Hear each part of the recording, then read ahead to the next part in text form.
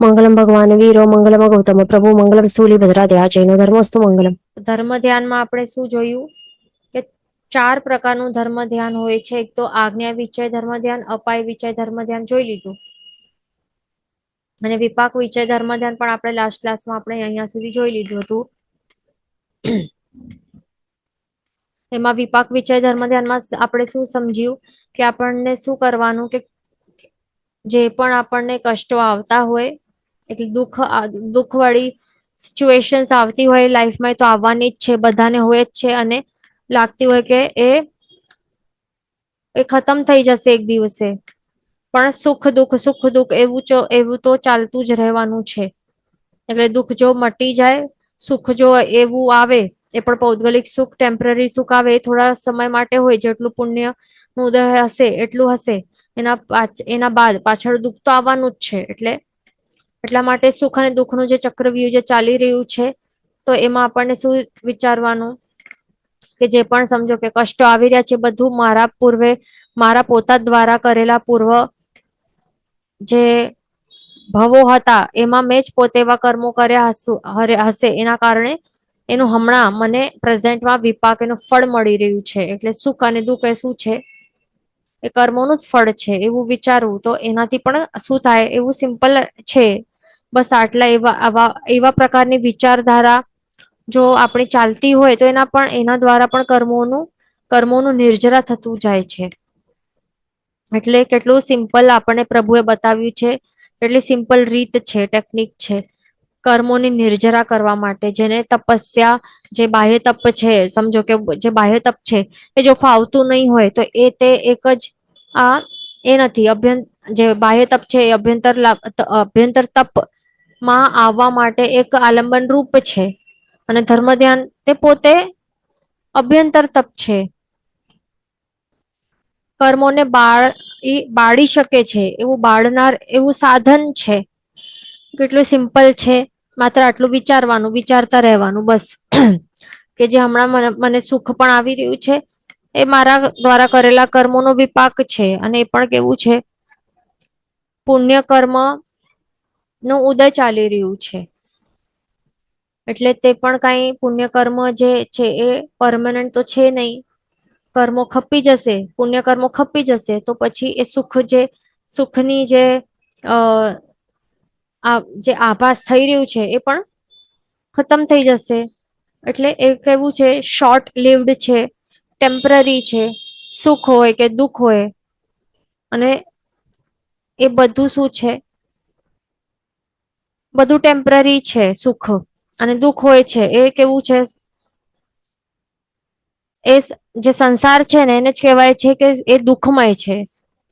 સંસાર કેવું છે, એ દુઃખમય જ છે.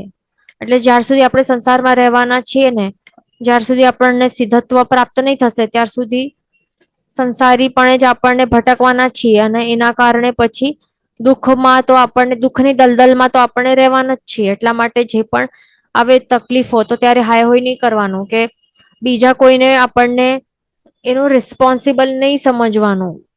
બાહ્ય રીતે આપણને ભલે લાગે કે બીજો કોઈ આપણને આવીને ધક્કો મારે છે, કે ટોન્ટ સંભળાવે છે, કે કંઈક ખોટું કરે છે, કે પૈસા ચોરી કરી લે છે, કે ખાઈ લે છે, દબાવી નાખે છે, કે કાંઈ પણ કરે છે ઊંધો સીધો, તો એ બધું જે પણ એના કારણે દુઃખ આપણને ઉપજે છે, એ બધું આપણે એનું રિસ્પોન્સિબલ, સામે વાળા વ્યક્તિને આપણને સમજવાનું જ નહીં હોય, કારણ કે એ મિથ્યાત્વ છે. સામે વાળું વ્યક્તિ છે એ કારણ નથી, એ તો માધ્યમ માત્ર છે, નિમિત્ત માત્ર છે.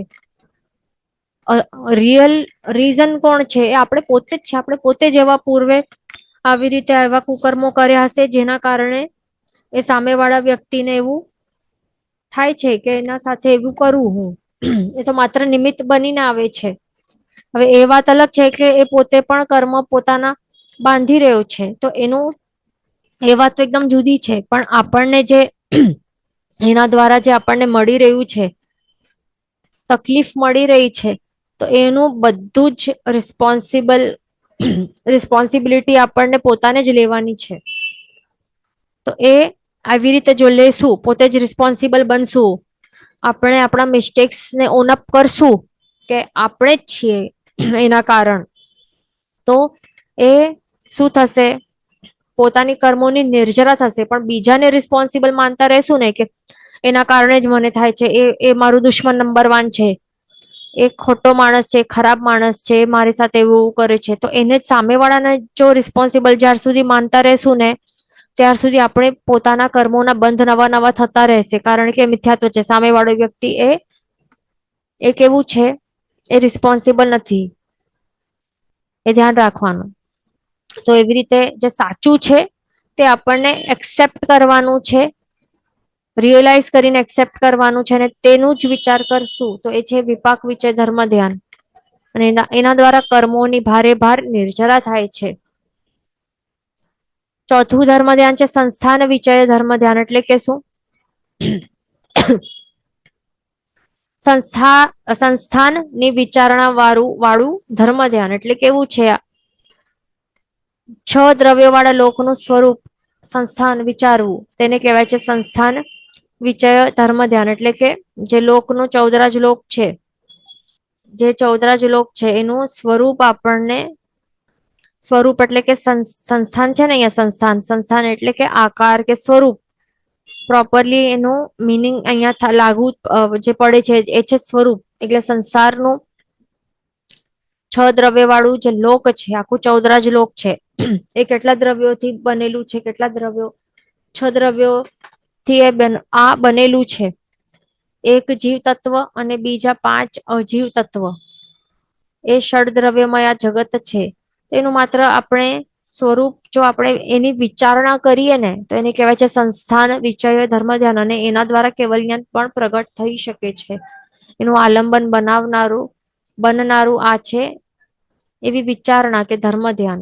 એટલે કેવી સરસ. અને કારણ કે આ કેવું સિમ્પલ છે, આપણે જે ભણી રહ્યા છીએ ને, જીવ વિચાર આપણે ભણ્યું તો એ શું છે? જે આપણે જીવ વિચાર ભણ્યું ને, તો એ જીવ વિચારમાં શું આવે છે? જીવ તત્વ છે એની વિચારણા ચાલી રહી છે. એટલે આજે 14 લોકમાં એ ષડદ્રવ્ય છે, ષડદ્રવ્યમય છે ને, એટલે એક જીવ તત્વ તો આવી જ રહ્યું છે ને. જીવદ્રવ્યથી ઠાસીને ભરાયેલું છે. તો જીવ વિચાર એટલે શું? જે જીવદ્રવ્યની જ વિચારણા જ છે ને. એમાં બધા પોતાનો આત્મા અને બધા જ આત્માઓ, બધા જીવોની વિચારણા કરવામાં આવેલી છે. એટલે જીવ વિચાર જો આપણે ભણીએ, એના ઉપર આપણે ચિંતન મનન કરીએ, તો એ પણ શું થાય છે? તે એક ભાગ બની જાય છે કે 6 દ્રવ્ય વાળો, એટલે 6 માંથી એક દ્રવ્યની વિચારણા કરી રહ્યા છે ને, તો 6 માંથી એક દ્રવ્ય વાળું જે લોકનું સ્વરૂપ, આપણે એની વિચારણા કરીએ કે મારું જીવ આખો આ જે જીવ વિચારમાં શું ભણે 563 ભેદ છે સંસારી જીવોના, તો એમાં મારું ક્યાં પોઝિશન છે? આખો 14 લોકમાં મારી ક્યાં પોઝિશન છે? અને કેવા કેવા પ્રકારના જીવો એવા યોનિઓમાં એવા ભવો કર્યા છે, એવા અલગ અલગ 563 પ્રકારના જીવ હું બની ચુક્યો છું. અને હમણાં હું પર્યાપ્તા સંઘની પંચેન્દ્રિય મનુષ્ય તરીકે હમણાં મને આ ભવ મળ્યું છે. તો એવું ભવ જે છે, તો એનું હું શું કરી રહ્યો છું? મિસયુઝ કરી રહ્યો છું, કે એમનું એમ જ વેસ્ટ કરી નાખું છું? દિવસના દિવસો, વર્ષના વર્ષો શું કરી રહ્યું છું? તો એવી પ્રકારની વિચારણા કરવાની, self thought, self reality check કરવાની. તો એ બધું આવે છે સંસ્થાન વિચય ધર્મ ધ્યાનમાં જ. એટલે એનું એ મિનિંગ નહીં સમજવાનું કે આકાર માત્ર વિચારવાનું કે અરે હા 14 લોકનો એવો આકાર છે, તો એ આકારથી કઈ નહીં થાય. એમાં એ બધું હવે જે પણ ષડદ્રવ્યમય જે લોકનું સ્વરૂપની વિચારણા કરીને આપણને નિષ્કર્ષમાં પોતાનું જે જીવ છે, એટલે પોતાનો આત્મા છે, તો એની ઉપર લાગુ કરીએ તો ત્યારે એ બને સંસ્થાન વિચય ધર્મ ધ્યાન. એ ધ્યાન રાખવાનો પોઈન્ટ. સંસ્થાન વિચય ધર્મ ધ્યાન એટલે કે શું?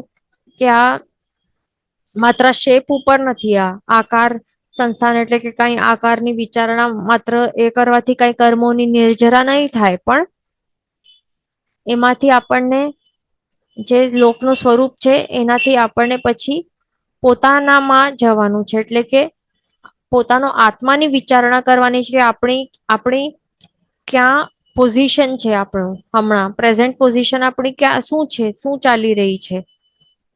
બાકીના જે 5 અજીવ તત્વો છે એની વિચારણા કરવાની, એટલે ષડદ્રવ્ય વાળું આખો લોકનું સ્વરૂપ. તો એક જીવ તો આપણે સમજી લીધું, બાકીના જે 5 અજીવ તત્વો છે, અજીવ દ્રવ્યો છે, ધર્માસ્તિકાય, અધર્માસ્તિકાય, પછી આકાશાસ્તિકાય, કાળ અને પૂદગલાસ્તિકાય. તો આ 5 પ્રકારના જે અજીવ તત્વો છે, દ્રવ્યો છે, એની વિચારણા કરવાની કે એનાથી ઠાંસીને ભરેલું છે આ 14 રાજલોક. તો એમાં જે આ અજીવ દ્રવ્યો છે, ધર્માસ્તિકા, અધર્માસ્તિકા, આકાશાસ્તિકા, કાળ અને પૂદગલાસ્તિકા, તો એ પોતપોતાનો જે સ્વભાવ છે, જેમ કે એમનું ધર્માસ્તિકાનું શું છે, એ શું કરે છે, શેમાં મદદ કરે છે, ગતિ સહાયકતા એનું સ્વભાવ છે. અધર્માસ્તિકા એનું શું છે, સ્થિરતા આપવા વાળું સ્વભાવ વાળું છે. આકાશાસ્તિકા જગ્યા આપે છે. કાળ નું શું છે, વર્તના એનું શું છે, સ્વભાવ છે. પૂદગલાસ્તિકા એનું શું છે, પૂરણ અને ગલન થતા જવાનું. તો એવું પોતપોતાનો સ્વભાવ છે. તો એ બધા પોતપોતાના સ્વભાવમાં જ રહેલા છે ને. આ 5 અજીવ દ્રવ્યો શું પોતાનો સ્વભાવ છોડીને બીજું કંઈક બની જાય છે, સ્વભાવ છોડીને બીજું જ કંઈક એનું એવું પ્રોપર્ટીઝ કે નેચર્સ કે કેરેક્ટરિસ્ટિક પ્રોપર્ટીઝ અપનાવી લે છે અને બીજું જ પોતાનું સ્વરૂપ જ બદલાવી નાખે છે, એવું તો બનતું નથી ને ક્યારે. ધર્માસ્તિકાય તો ક્યારે ધર્માસ્તિકાય બનીને જ રહેવાનું છે, એ કઈ પૂદગલ નહીં બની જશે ક્યારે. જો એ પોતાનો સ્વભાવ છોડી નાખે અને પૂરણ ગલન થવા લાગે તો એવું તો એટલે કે એવું થાય નહીં, થાય ક્યારે પણ થવાનું જ નથી. અધર્માસ્તિકા પણ પોતાના સ્વભાવમાં જ રહેવાનું છે, બદલીને કઈ એમાં પછી ગતિ સહાયકતા એટલે જે ધર્માસ્તિકાની જે ક્વોલિટી છે, તો એનામાં અધર્માસ્તિકામાં નહીં આવે, ક્યારે પણ આવી નહીં જશે. એટલે કે મેન કહેવાનું શું છે, મેન પોઈન્ટ કે આ બધા દ્રવ્યો છે, બીજા બધા દ્રવ્યો પોતાનો સ્વભાવ છોડીને બીજા પરભાવમાં જતા નથી, પોતાનો સ્વભાવમાં જ રહે છે, પોતા સ્વ જેવા છે તેવા જ બનીને રહે છે. તેઓ વિભાવ દશામાં નથી જતા. પણ જીવ દ્રવ્ય માત્ર એવું જ છે, આ સંસારી જીવો માટે કહીએ છીએ, એને આશ્રયને કહીએ છીએ કે જીવ દ્રવ્ય માત્ર એક એવું દ્રવ્ય છે કે જે પોતાનો સ્વભાવ જ છોડી નાખે છે અને શું કરે છે, પ્રભાવમાં ચાલ્યું જાય છે. વિભાવ દશા એ પણ કેવી, જે પૂદગલોની છે ને દશા, પૂરણ ગલન, પૂદગલોની કેવો સ્વભાવ છે, પૂદગલોનું વર્ણ ગંધ રસ સ્પર્શ છે, એના ગુણધર્મો છે ને, અમુક કલર્સ, આકાર ને શું હોય, સુગંધ, દુર્ગંધ ને બધું, ટેસ્ટ, એ બધું તો એ ક્વોલિટીઝ પૂદગલના છે, પૂદગલ દ્રવ્યના છે. પણ જીવ દ્રવ્ય શું કરે છે, પોતાના જે સાચા સ્વાભાવિક ગુણો છે, જ્ઞાન, દર્શન, ચારિત્ર અને જે ક્ષમા, સમતા, નમ્રતા વગેરે જે પોતાના સ્વાભાવિક ગુણ છે, એના પોતાના પ્રોપર્ટીઝ છે, એને તો ભૂલી નાખે છે, એને ત્યાગી નાખે છે અને બીજાને અપનાવી લે છે. બીજા જે પૂદગલાસ્તિકા છે એના ક્વોલિટીઝ છે, એને લાગે છે કે આ મારા છે, આ સ્વભાવ જે પૂદગલાસ્તિકાય છે એનું સ્વભાવ છે, એ આપણું નથી, કઈ આત્માનો સ્વભાવ નથી, તે એ પરભાવ છે, વિભાવ દશા છે. પણ જીવે શું માની નાખ્યું છે કે જે પૂદગલના ક્વોલિટીઝ છે, કલર ને બધો એ મારા છે, એટલે આ કલર ને વર્ણ જે હું, આ બધું મારું છે. એટલા જ માટે આપણે શું કહી રહ્યા છીએ, આપણે જે મિથ્યા માન્યતા છે એના કારણે આપણા મોઢાથી નીકળે ને કે અરે મારી ગોરી સ્કિન છે, હું ગોરો છું, આ કાળો છે વ્યક્તિ, અરે હું તડકામાં જઈશ તો હું કાળો થઈ જઈશ. તો શું આત્મા કાળો થાય છે? શું આત્માનો વર્ણ છે કાળો કે ઘોરો કે નથી ને? એ તો એ કેવું છે, અરૂપી છે, એનો કઈ વર્ણગંધ રસ સ્પર્શ નથી, આકાર નથી, ના કલર છે. તો આપણે જે કહી રહ્યા છીએ કે હું ઘોરો કે કાળો છું કે થઈ જઈશ, તો એ શું કહી રહ્યા છે, એનું મિનિંગ કે એવા શબ્દો ક્યારે નીકળે મોઢામાંથી, જ્યારે આપણી અંદરથી માન્યતા, એવી મિથ્યા માન્યતા છે કે આપણે કેવા છીએ, આપણો કોઈક વર્ણ છે, આપણો કલર છે. આપણે કહીએ મારામાંથી સુગંધ આવી રહી છે, મારામાંથી દુર્ગંધ આવી રહી છે, તારામાંથી દુર્ગંધ આવી રહી છે, એટલે શું, જે જીવ છે એમાંથી દુર્ગંધ આવે, આત્મા કેવું છે, એનું કઈ સુગંધ દુર્ગંધ નથી, એનું કોઈ વર્ણ ગંધ પણ નથી, ન રસ સ્પર્શ ન સ્પર્શ પણ છે, કઈ નથી. જે એ બધું છે વર્ણગંધ રસ સ્પર્શ એ પૂતગલ આસ્તિકાયનું છે. એટલે અહીંયા ક્લિયર થઈ જાય છે કે આપણી કેટલી બધી મોટી ખોટી મિથ્યા માન્યતા છે, એના કારણે તો સમ્યક તો અટકીને રહેલું છે. એ આપણે જો આ માન્યતા કાઢી મૂકશું, સાચી કરશું, પોતાનો સ્વભાવ જે છે એ ઓળખશું, આત્માનો સ્વભાવ પોતાનો સ્વભાવ શું છે એ ઓળખશું, તો ત્યારે ખ્યાલ આવશે કે જે આપણે માની રહ્યા છે બધું ખોટું છે. સાચો સ્વભાવ તો આવું છે. જ્ઞાન, દર્શન, ચારિત્ર, ક્ષમા, સમતા, નમ્રતા આ બધા મારા ગુણો છે. તો એમાં મને રહેવું જોઈએ. એવી જયારે રિયલાઇઝેશન થશે, પછી એક્સેપ્ટ કરશું, એક્ઝિક્યુટ કરશું, તો ત્યારે તો જશે આ મિથ્યાત્વ નીકળશે, સમ્યક દર્શન ગુણ પ્રગટ થશે. તો એવી જે હમણાં આપણે વિચારણા કરીને હમણાં આ બધું જે પણ એ બધું એવી પ્રકારની વિચારણા આવે સંસ્થાન વિશે ધર્મ ધ્યાનમાં. એટલે કે શું આપણે કર્યું હમણાં આ બધા એક્સપ્લેનેશનમાં, આપણે ષડ દ્રવ્યો એટલે 6 દ્રવ્ય વાળું લોકનું સ્વરૂપ આપણે સમજ્યું કે આ લોક કેવું, આ ષડ દ્રવ્યથી ભરાયેલું છે. બધા દ્રવ્યોનું સ્વરૂપ સ્વભાવો સમજ્યા, પોતાનું સ્વરૂપ સમજ્યું, અને આપણી પોઝિશન ક્યાં છે આત્માની, આપણે શું ચાલી રહ્યું છે કરંટ સિચ્યુએશન, એ બધી વિચારણા જે કરી એ બધું આવે છે સંસ્થાન વિશે ધર્મ ધ્યાનમાં. બીજી રીતે એવી રીતે પણ આવી શકે છે કે આપણે લોકેશન વાઇઝ કે હમણાં આપણું લોકેશન ક્યાં છે, અહીંયા છે. જે મેપ છે, આ સાચું મેપ છે, જે આ શાશ્વતો મેપ, આ શાશ્વતો મેપ છે. ક્યારે પણ આ કઈ કોઈ કન્ટ્રીના અહીંયાના ત્યાંના ઓછા વધારે થતા જાય વિથ ટાઈમ.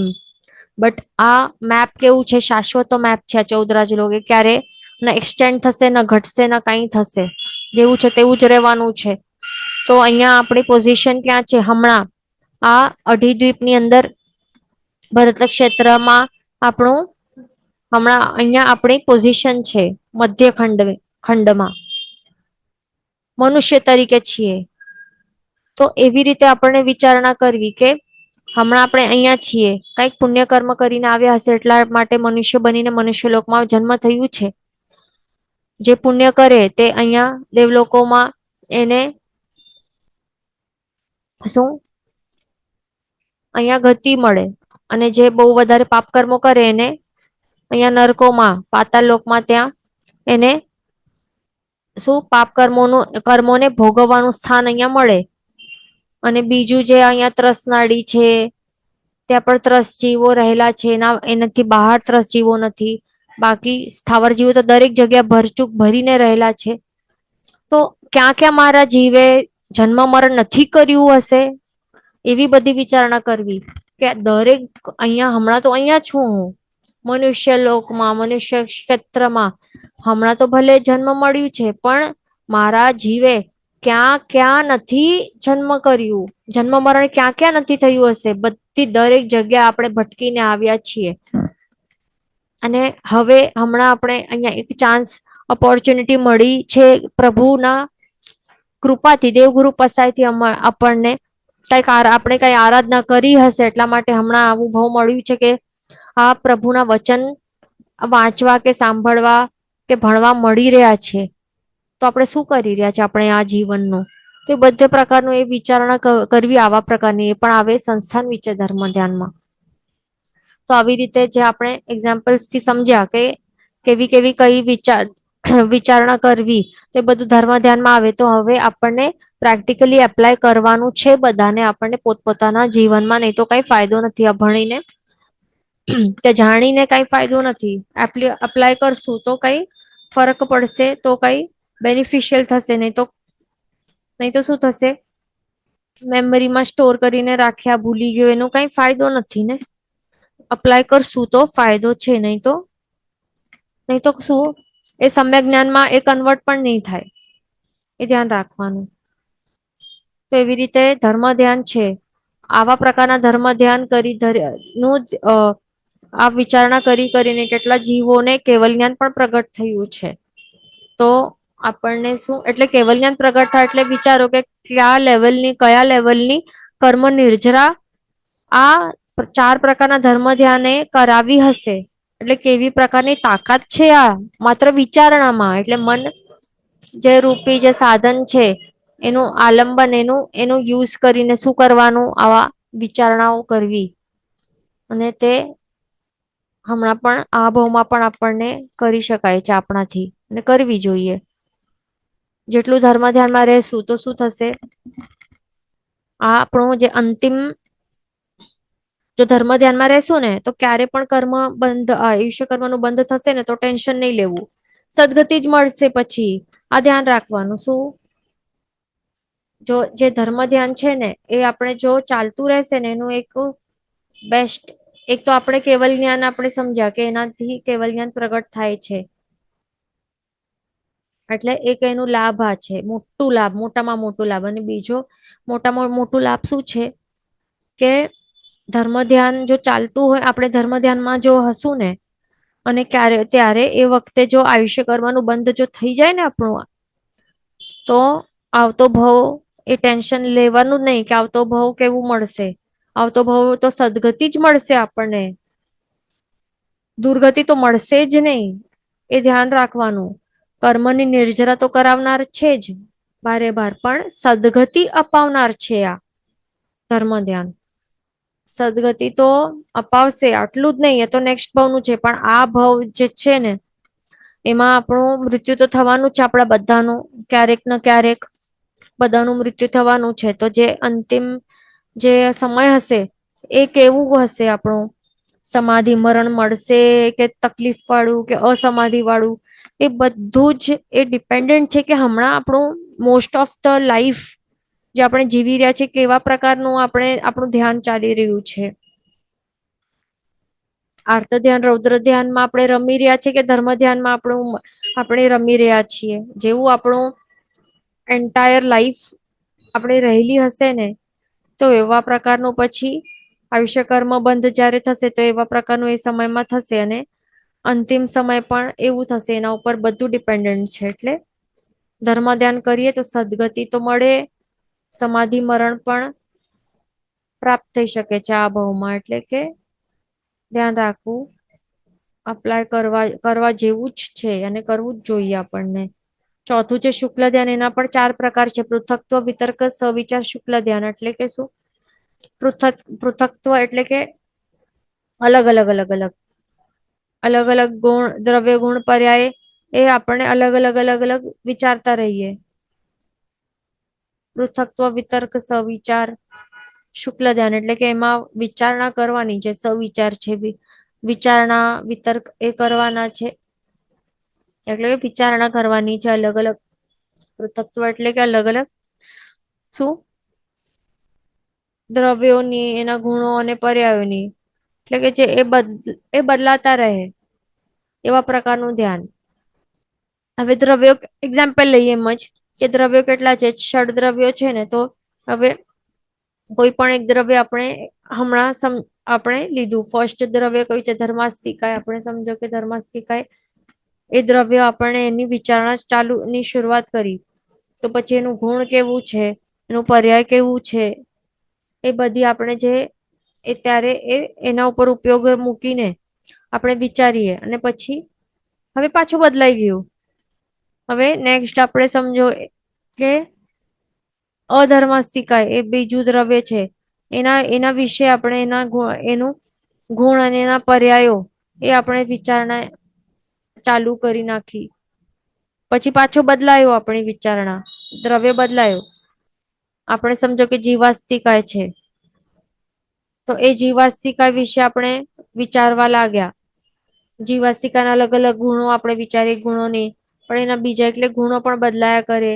પછી એના પર્યાયો પણ આપણે બદલાઈએ, એટલે કે એની પણ અલગ અલગ પર્યાયો કેવા કેવા મળે છે.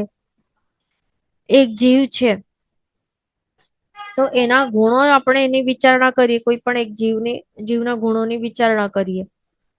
કે સમજો કે કોઈક એક જીવ છે કે એને એક શાયિક સમ્યક તત્વ પ્રગટ થયેલું છે આત્મામાં, પણ એના પૂર્વે બાંધેલા કર્મોના કારણે આયુષ્ય કર્મ એનું બંધાઈ ગયું નરક ગતિનું. તો હમણાં એનું પર્યાય કેવું છે? પર્યાય છે નરક ગતિ, નરકાયુ મળ્યું છે, નરક આયુષ્ય મળ્યું છે. હમણાં એવું પર્યાય ચાલી રહ્યું છે, પણ એના આત્માના ગુણો કેવા છે? સમ્યક શાયક સમકીતી છે એ જીવ.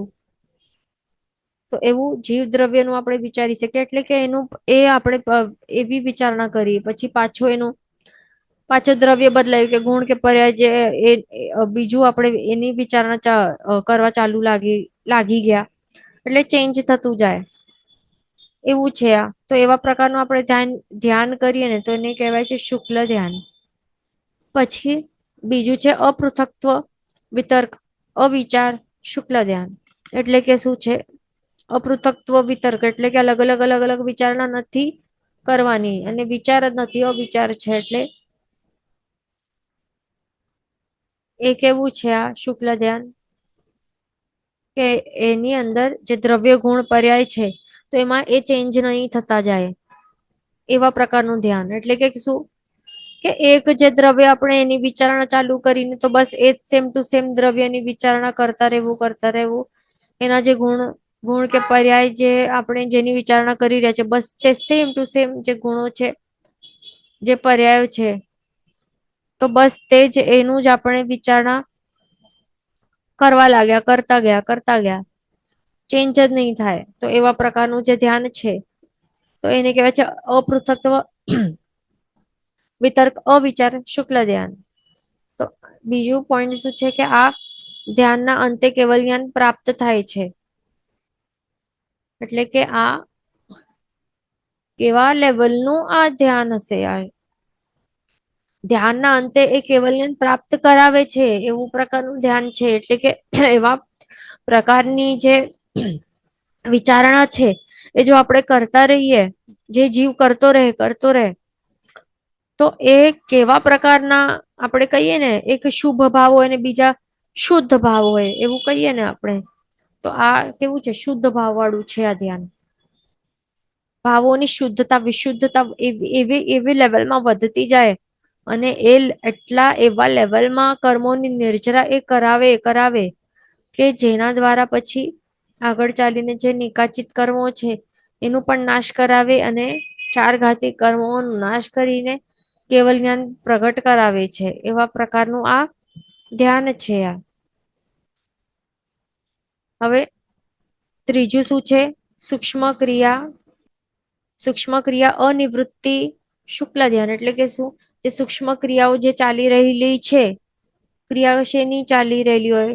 જે યોગ છે, મન વચન કાયાના યોગ, એના દ્વારા ક્રિયાઓ કરાતી હોય છે ને, તો જે સૂક્ષ્મ લેવલમાં જે થતી હોય છે ને, સૂક્ષ્મ લેવલની, તો એની કેવી છે? અનિવૃત્તિ. એટલે કે નિવૃત્તિ નથી. નિવૃત્તિ એટલે કે સિમ્પલ વર્ડમાં આપણે શું કહીએ?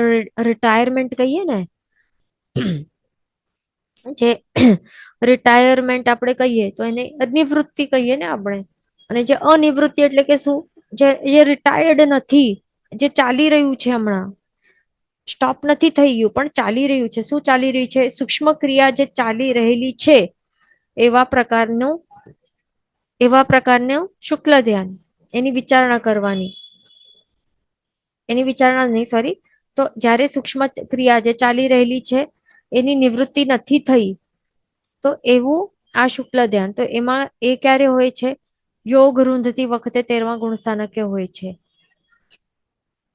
એટલે જે જીવ 13th ગુણ સ્થાનક, એટલે કે પહેલા જે મિથ્યાત્વ ગુણ સ્થાનક છે, એને છોડીને ઉપર ચડતો જાય, પછી શ્રેણી એ શ્રેણી માંડી નાખે, અને એ પણ કઈ ક્ષપક શ્રેણી એ મંડાવે, અને પછી એ શું આવે? છેલ્લું કયું ગુણ સ્થાનક હોય? 14th ગુણ સ્થાનક એ છેલ્લું હોય છે. અયોગી કેવલી ગુણ સ્થાનક હોય છે, અને 13th એ સેકન્ડ લાસ્ટ ગુણ સ્થાનક હોય છે. તે કેવું હોય છે?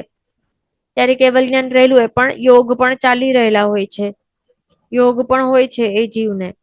પણ એ 13th ગુણ સ્થાનકના અંતમાં શું થતું હોય છે? એ જીવ છે ને, એ યોગને રૂંધતો જાય છે. રૂંધતો જાય છે એટલે કે શું? સ્ટોપ કરતો જાય છે. એટલે કયા યોગો? જે બાદર યોગ છે, એટલે બાદર મન વચન કાયાના જે બાદર યોગ છે ને, બાદર ક્રિયાઓ એને રૂંધી નાખે છે, એટલે કે સ્ટોપ કરી નાખે છે. બરાબર. મન વચન કાયાના યોગ છે એ પણ કયા બાદર યોગ. તો એને બાદર યોગ છે એને એક એક 1 by 1 કરીને સ્ટોપ કરી નાખે છે, રૂંધી નાખે છે.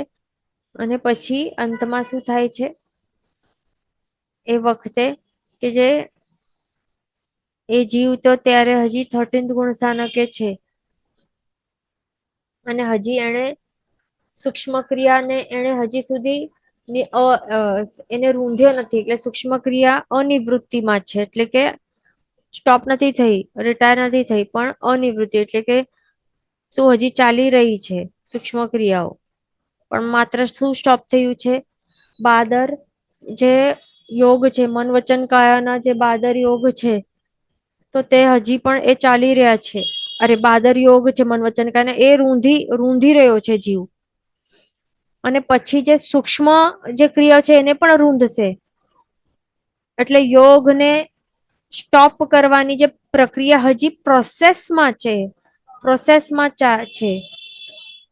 અહીંયાથી અહીંયા આખો પ્રોસેસ છે, પણ હજી એ કમ્પ્લીટ નથી થયું પ્રોસેસ. તો 13th ગુણ સ્થાનક છે એના જે છેલ્લું અંતર્મુહૂર્ત છે, છેલ્લું અંતર્મુહૂર્ત, તો એ છેલ્લા અંતર્મુહૂર્તમાં જે યોગ છે, તો યોગને રૂંધ એટલે કે બંધ કરવાની એ પ્રક્રિયા પ્રોસેસ એ જીવ ચાલુ કરે છે. તો ત્યારે પહેલા તો બાદર યોગ મન વચન કાયાના બાદર યોગ એ બંધ કરશે, રૂંધી નાખશે, અને પછી છેલ્લે એ 1 by 1 જે સૂક્ષ્મ યોગ છે મન વચન કાયાના, તો ત્યારે એ છેલ્લે એ રૂંધશે. પણ હજી એને રૂંધ્યા નથી, તો એ સમય પણ રૂંધવાનું ચાલુ છે. તો જયારે રૂંધવાનું ચાલુ હોય ને એ પ્રોસેસમાં એ વખતે આ ટાઈપનું શુક્લ ધ્યાન ચાલી રહેલું હોય જીવને, સૂક્ષ્મ ક્રિયા વૃત્તિ શુક્લ ધ્યાન કહેવાય છે. એટલે કે 13મા ગુણ સ્થાનકના જે અંતનું જે એક અંતર્મુહૂર્ત છે, તો ત્યારે જે આ ત્રીજો ટાઈપનું જે શુક્લ ધ્યાન છે ને આ, તો ત્યારે એ વખતે હોય છે, એ આપણને સમજવાનું છે. બરાબર. અને જે બીજા ટાઈપનું જે છે આ અપૃથક્વ વિતર્ક અવિચાર શુક્લ ધ્યાન, એ શું કહે છે કે આ ધ્યાનના અંતે કેવલ જ્ઞાન પ્રાપ્ત થાય છે. એટલે કે કયા ગુણ સ્થાનકે હોય આ? 11th અને 12th ગુણ સ્થાનકમાં એ હોય છે. એટલે આપણે અહીંયા નોટ ડાઉન કરી લઈએ. આ 11th અને 12th ગુણ સ્થાનકે હોય છે આ બીજું અપૃથક્વ વિતર્ક અવિચાર શુક્લ ધ્યાન. તેને નોટ ડાઉન કરી લેવાનું બુકમાં સાઈડમાં. અને જે સૂક્ષ્મ ક્રિયા અને વૃત્તિ શુક્લ ધ્યાન તો કહે જ છે અહીંયા કે 13th ગુણ સ્થાનકે રહેલું છે. અને જે પહેલું છે પૃથક્વ વિતર્ક સવિચાર શુક્લ ધ્યાન, એ ક્યાં હોય છે? 8 to 10 ગુણ સ્થાનકે ત્યાં હોય છે. એટલે જ્યારે એ શું કહેવાય, જ્યારે એ શ્રેણી માંડવાનું ચાલુ કરે, ઉપશમ હોય કે ક્ષપક હોય, જે પણ હોય ત્યારે. પછી હવે ચોથું છે વિચ્છિન્ન ક્રિયા અપ્રતિપાતી શુક્લ ધ્યાન. એટલે કે શું? જે ક્રિયા છે એને સંપૂર્ણ રીતે એને રૂંધી નાખ્યું છે, બંધ કરી નાખ્યું છે. યોગ ત્રણે યોગ, એટલે કે બાદરને તો બંધ રૂંધી તો નાખ્યું જ છે, પણ જે સૂક્ષ્મ યોગ છે, મન વચન કાયાના સૂક્ષ્મ યોગ છે, તો એ બધા રૂંધાઈ ગયા છે. એટલા માટે કહેવાય છે વિચ્છિન્ન ક્રિયા. એટલે કે હવે ક્રિયા વાળું નથી, હવે નિષ્ક્રિય છે, અક્રિય છે. બરાબર. અને એ અયોગી અવસ્થામાં આવી ગયો છે, અને અપ્રતિપાતી ટાઈપનું. એટલે કે કેવું, હવે જે આ ક્રિયાઓ જે વિચ્છિન્ન થઈ ગઈ છે ને, બંધ થઈ ગઈ છે, રૂંધાઈ ગઈ છે, મન વચન કાયા રૂપ યોગની જે ક્રિયાઓ છે, જે રૂંધાઈ ગઈ છે ટોટલી. બાદર તો છે, બાદર તો રૂંધાઈ જ ગઈ છે, પણ સૂક્ષ્મ ક્રિયાઓ પણ રૂંધાઈ ગઈ છે અહીંયા. તો જે રૂંધાઈ ગઈ છે આ ક્રિયા, તો તે એક એવી છે કે અપ્રતિપાતી છે, કે હવે ક્યારે એ પાછી ક્રિયા રત થઈ નથી શકવાનું. એટલે ક્રિયા સ્ટાર્ટ કે રીસ્ટાર્ટ હવે ક્યારે થાય નહીં. અપ્રતિપાતી ટાઈપ છે આ. એટલે કે મન વચન કાયા રૂપી યોગ છે એ પાછા રીપ્રોડ્યુસ નહીં થઈ જાય, કે રિક્રિએટ નહીં થઈ જાય, કે પાછા કઈ ઉત્પન્ન નહીં થઈ જાય, કે ચાલુ નહીં થઈ જાય. હવે બંધ થઈ ગઈ ક્રિયા તો બંધ થઈ ગઈ. હવે ક્રિયાઓ બસ, તો તે ફાઇનલ છે, અપ્રતિપાતી છે. તો એ શુક્લ ધ્યાન એ કેવું, એટલે આ ટાઈપનું જે વિચ્છિન્ન ક્રિયા અપ્રતિપાતી શુક્લ ધ્યાન એ ક્યારે હોય? માત્ર 14માં 14th ગુણ સ્થાનકે, તે 14th ગુણ સ્થાનકે હોય છે. આ વિચ્છિન્ન ક્રિયા અપ્રતિપાતી શુક્લ ધ્યાન 14માં ગુણ સ્થાનકે હોય છે જીવને. એ ત્યારે એ વખતે એવા પ્રકારનું ધ્યાન કે જે પ્રકારની જે સિચ્યુએશન હોય છે જીવની, તો એવી કહેવાય છે આ. અને આના ઉપરથી આપણે સમજી શકીએ છીએ કે 8માંથી 14મું ગુણસ્થાનક હમણાં આપણું આ કાળમાં, આ ભૂમિમાં આપણે જન્મ્યા છીએ એટલા માટે આ પર્ટિક્યુલર ભાવમાં એ પોસિબલ થવાનું નથી આપણા માટે. થઈ શકે છે કે આવતા ભાવમાં જો એવું ભાવ મળે,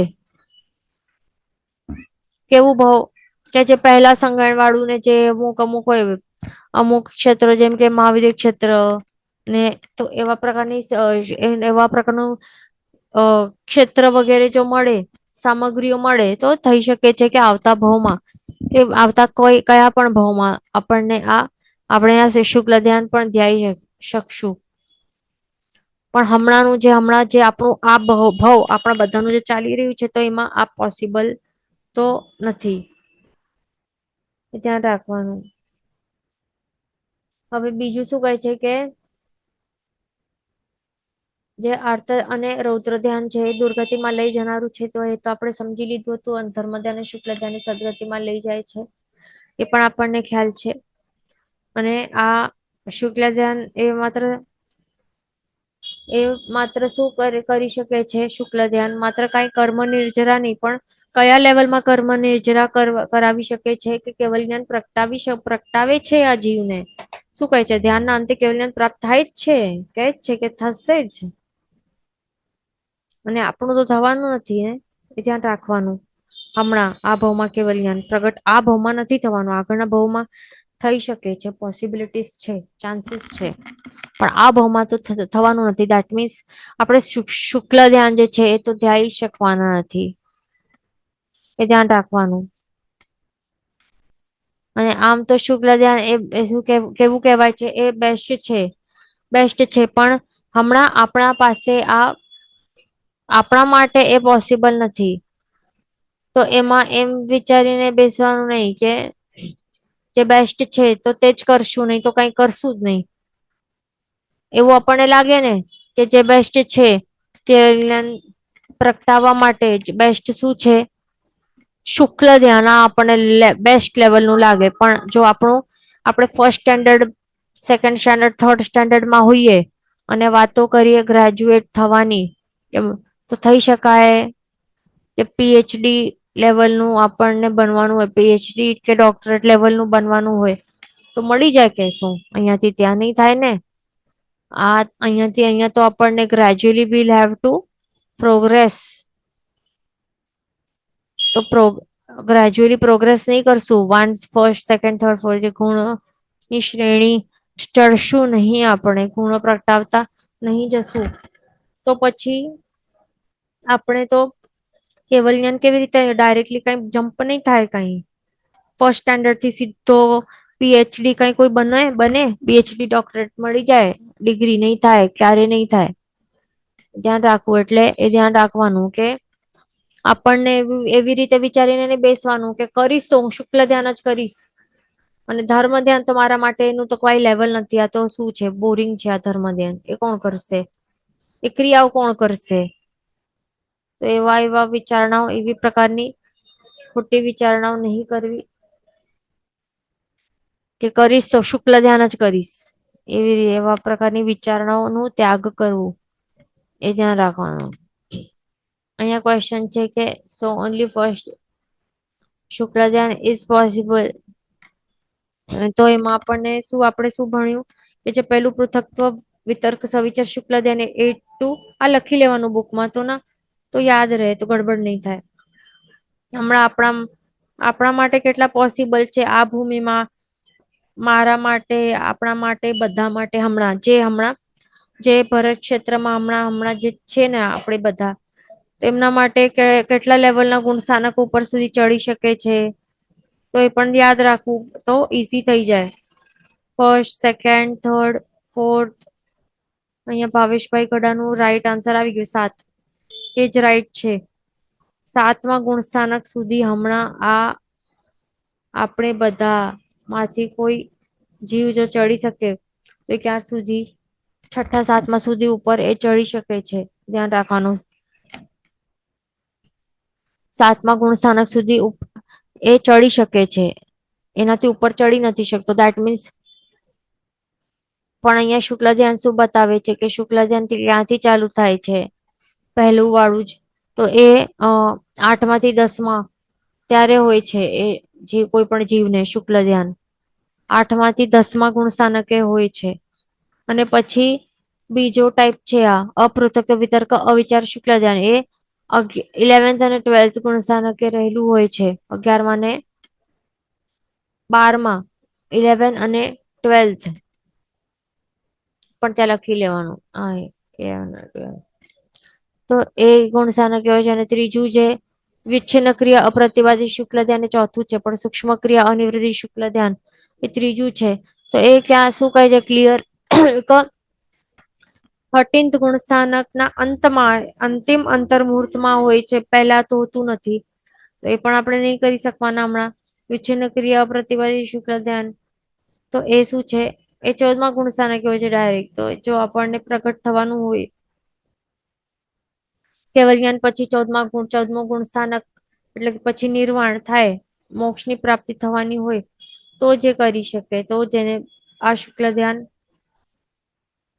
વિચ્છિન્ન ક્રિયા પ્રતિવાદી શુક્લ ધ્યાન એ ધારી શકે છે. એટલે એ આપણને ખાસ ધ્યાન રાખવું જરૂરી છે કે હમણાં આપણા માટે આપણે શું જોયું, દેટ ઇન મીન્સ બોટમ લાઈનમાં શું સમજ્યું કે શુક્લ ધ્યાન હમણાં આપણાથી નહીં થાય. એ આપણે ધ્યાન શકવાના નથી.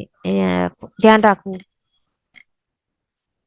આપણને શું કહે છે અંતમાં શું કહે છે કે આવી રીતે સદગતિ અને દુર્ગતિમાં આ લઈ જાય છે. આ 4 પ્રકારના જે ધ્યાનો છે એ રીતે એ પ્રોપરલી સમજીને આપણને શું કરવું જ પડશે, શું કરવું જોઈએ કે આર્ત ધ્યાન, રૌદ્ર ધ્યાનનો ત્યાગ કરવું. સિમ્પલ છે. આવા હાઈ હોય વાળી વિચારણા જ બંધ કરી નાખી દેવી. ગુસ્સાવાળી કે હાય હોય કે શોક, ચિંતા, ભય, કાંઈ પણ એવી જે ચિંતાઓ છે, હાય હોય છે, એ બંધ કરી નાખવાની, ત્યાગ કરવાની. અને શું કરવાનું ટ્રાય કે જેના આજ્ઞા પ્રમાણે, જે પ્રભુએ આજ્ઞા કરી છે ને એ પ્રમાણે ચૈત્યવંદન ક્રિયા આદિ અનુષ્ઠાનો દ્વારા ધર્મ ધ્યાન અને શુક્લ ધ્યાનમાં મગ્ન બનવું જોઈએ. એટલે અહીંયા શું કહે છે કે જીના આજ્ઞા પ્રમાણે કે પ્રભુ એ બતાવ્યું છે એવી રીતે ક્રિયાઓ કરવાની છે. કેટલા જણા ક્રિયાથી શું જે ક્રિયાઓ હોય છે ને એને વ્યવહારિક ક્રિયાઓ જે છે એનાથી એને ઓપોઝ કરતા હોય કે એના ક્રિયા કરીને ક્રિયામાં જ રહી જાઓ છો, નિશ્ચયમાં પહોંચી શકતા નથી. તો એ બધું આપણને સમજવાનું કે ક્રિયાને નિશ્ચય એવા છે. એક જે પૈડો હોય, એક જે વ્હીકલ હોય એના 2 પૈડાઓ હોય અને એ સાથે સાથે જો ચાલે તો વ્હીકલ ચાલી શકે, સાયકલ ચાલી શકે. કે જે સ્કૂટી હોય, સ્કૂટી સમજી લો, સ્કૂટી કે બાઇક હોય, બાઇકના 2 પૈડાઓ હોય, સાથે ચાલે તો ચાલી શકે ને. જો એક પૈડો પંક્ચર થઈ ગયેલું હોય તો એ શું એક પૈડાથી ચાલશે કે સ્કૂટી? ત્યાં પાછળ બેસશો અને આગળનું એક જ હોય વ્હીલ, આગળનું ટાયર હોય તો શું થશે? નહીં ચાલી શકે ને બાઇક. એવી જ રીતે છે ક્રિયા અને વ્યવહાર અને નિશ્ચય સાથે ચાલવું જરૂરી છે. ક્રિયા સાથે ભાવ એ જરૂરી છે. માત્ર ક્રિયાથી નહીં ચાલે, માત્ર ભાવથી નહીં ચાલે. બંને સાથે આપણને જરૂરી છે. એ ધ્યાન રાખવાનું.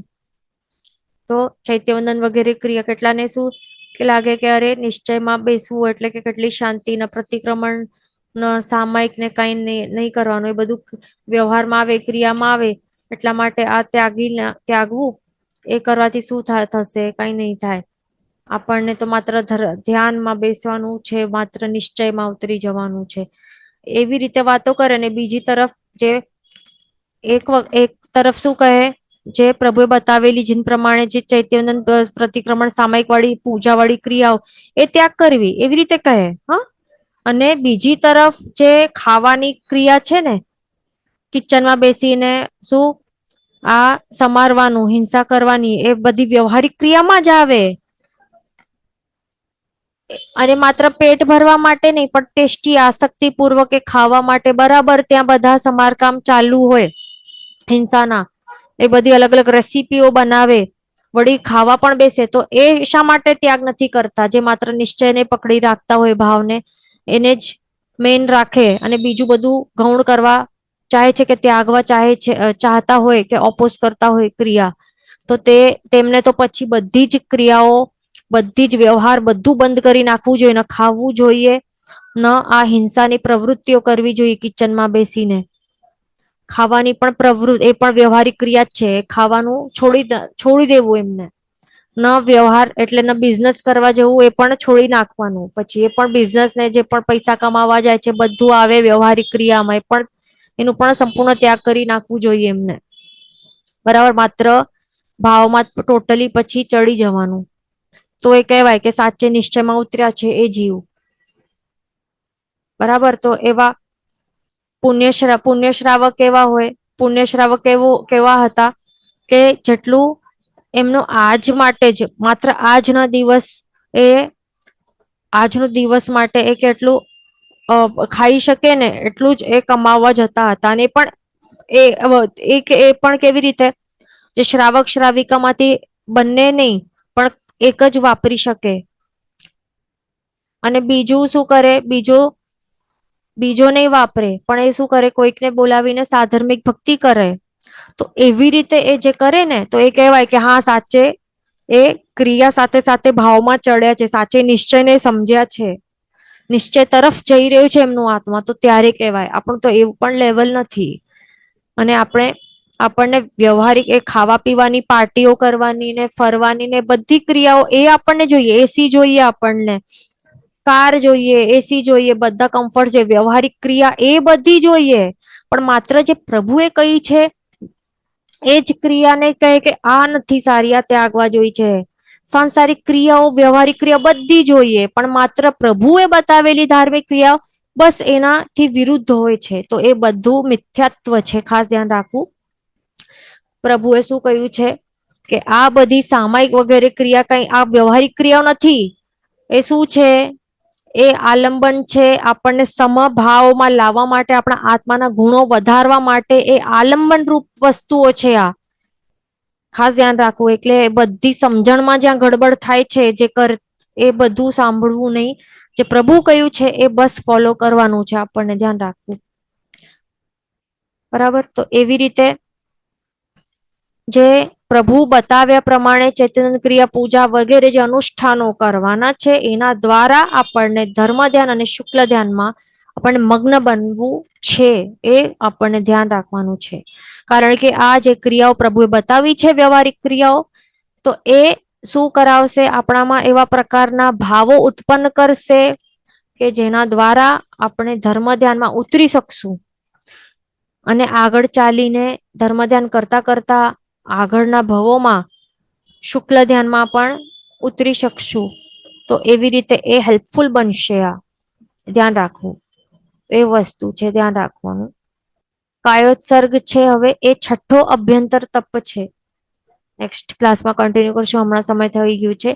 જેન વચન વિરુદ્ધ બોલાયું હોય તો મિચ્છામિ દુક્કડમ સર્વ મંગલ માંગલ્યમ સર્વ કલ્યાણ કારણમ પ્રધાનમ સર્વ ધર્માણમ જન્મ જેતિ શાસનમ પ્રણામ.